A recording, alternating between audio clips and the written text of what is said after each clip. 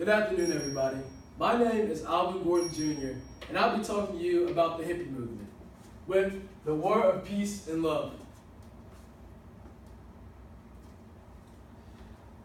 During the Vietnam War in the 1960s, the hippie movement became a widely known conformity protest for peace and love. Even though their ways were very silly and out of the ordinary, there was more than that meet the eye of the hippies. They really believed that the United States should be a peaceful place and shouldn't be in a third world country where to take advantage of somebody else.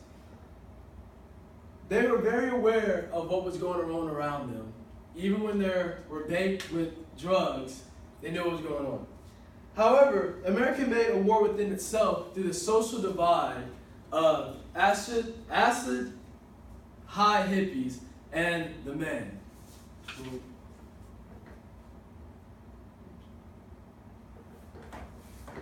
The first slogan that they came up with was a key anti-war phase throughout the Vietnam War. Not only did the hippies yell this throughout the streets, but they had a lot of help through college students and just average Americans that really believed that the troops shouldn't have been sent to Vietnam War. After President Johnson was elected, he sent over 500,000 troops over to Vietnam. And families of the American became very outraged with this decision. I mean, if I was in the predicament, an 18-year-old kid just getting out of high school, I'd be very scared and just, I don't know. I don't know what I would do. I just really don't want to think about it, to be honest with you. But everyone, as you can see, were very upset and round the streets with signs and just didn't want to go.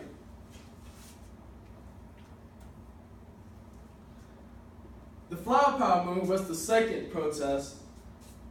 The Flower Power movement was the second protest that was invented in California.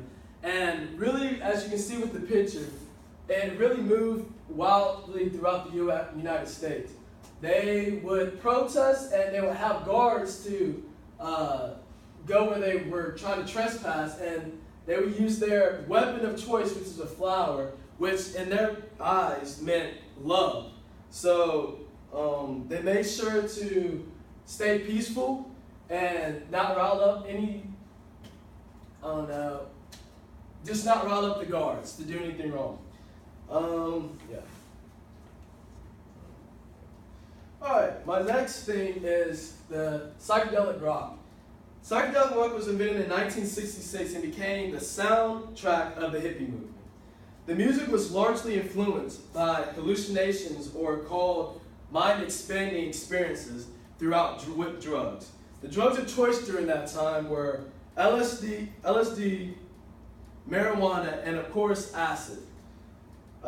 Basically, they were getting baked as they were listening to music. In their mind, taking drugs was peaceful for them, which was their whole idea of being in the situations they were in.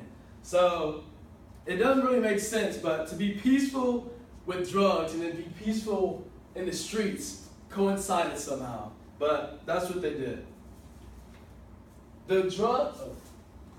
Next slide. Oh wait, I just said up there. Okay, but anyway, a high band named the Beatles were very influenced by the drugs throughout the 60s. From their performances of drugs, the psychedelic era of LSD, they were the first group to use pills to make them stay up throughout the shows. In 1964, the band found weed that took them to a whole new different level. It made their music more smooth and mellow. It didn't really take them long to get on LSD as well.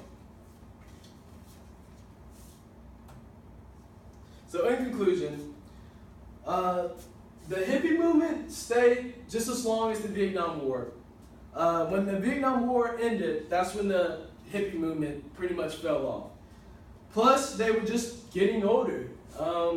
They used to have a saying, don't trust anybody over 30, and at this point, they're pretty much 30 their own selves.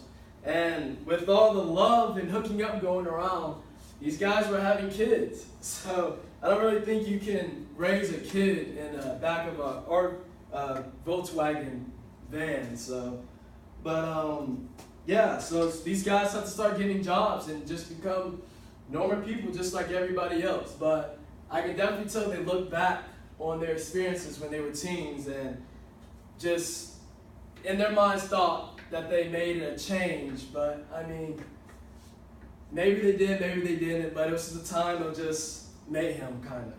So thank you for listening to my speech, and have a good day.